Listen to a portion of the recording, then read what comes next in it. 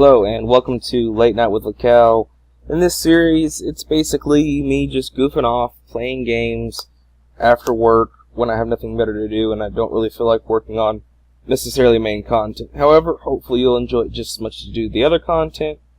But besides that, the Binding of Issac will be the first game, as you can tell. It's one of those things where you start playing it and you can't stop, but at the same time you feel awkward in some points of playing it because you're killing monsters with tears.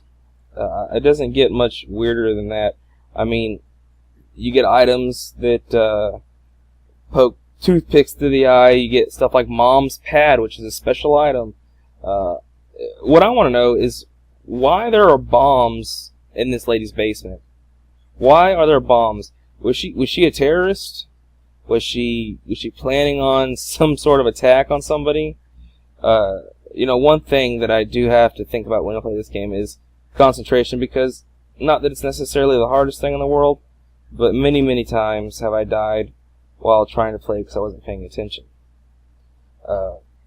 Binding of Isaac's been out for a little bit now. The most recent edition, the Wrath of the Lamb DLC, has really changed the game mechanics behind it, because before the DLC, I could usually get to the very bottom floor fairly easy, not having any issues. However, with the newer DLC, Wrath of the Lamb, it's actually really difficult for me to get into the lower levels in this game. And the basic strategy for me, everybody's different, but my basic strategy is find the item room door, unless I've got a whole lot of coins, and then sometimes I'll go into the coin or the little shop coin rooms, whatever you want to call them. Or for the most part, focus on these little gold doors here and get as far as you can, as fast as you can, and get as many power-ups as you possibly can.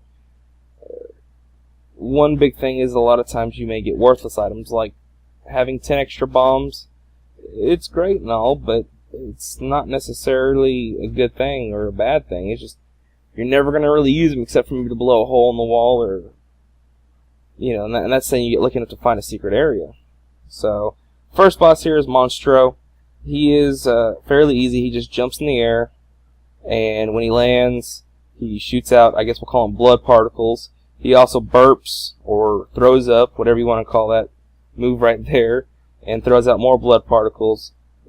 This one's fairly easy. Some of the other ones, such as the Lord of the Flies, he has extra little minions, little extra fly minions that can make things a little difficult if you're not paying attention, but usually it's not too bad. We'll use this card here and see what it does. And apparently it was an insta-kill.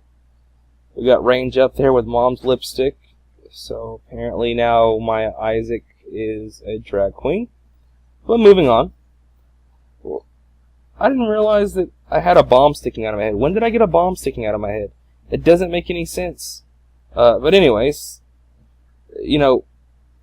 for a lot of people, my wife included, they find this game very, what's the word I'm looking for? I guess interesting, perturbing, odd, sad, any of the above. However, I guess it's an acquired taste for games.